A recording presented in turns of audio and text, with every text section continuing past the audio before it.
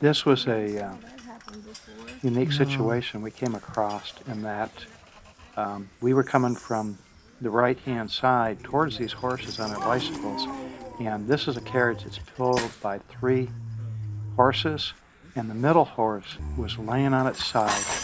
gasping for breath and stuff, just laying there, and it was real traumatic looking. And so we got off our bikes and got away from the scene into the grass here, and then some of the horse wranglers that from the stable had come showed up in order to try to get this horse upright. They had tried for several minutes to do it, but he kept slipping on that pavement and couldn't raise himself up into an upright position. And these three guys were able to. They're 2,200-pound horses, and just with one man just putting a hand on the horse's neck, just calmed it and made it, allowed them to get the gear off and stuff, and finally get him to a point freed from the other horses and the harnesses where they pulled his legs out from under him and finally was able to let that horse get up on its own. But this whole thing took about 15 minutes to come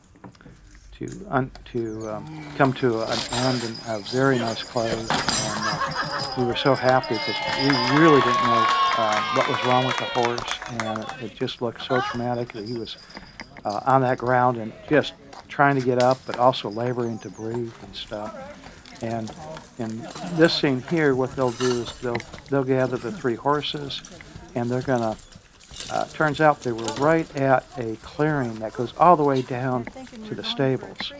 and so they were able to join the three horses and pull them down there, and then they brought in a new carriage for the people to get into, and then pulled that other carriage back finally with other horses. We didn't stay around for that part of it, but we stayed enough to see the horse get rescued, and right about here is when they're going to start walking the horse down to the stables, and he's doing just fine, no injury. We checked later with the stables. They did bring a vet in to check him over and make sure that he had no injuries and wasn't suffering and stuff like that, and they said he was fine from that ordeal.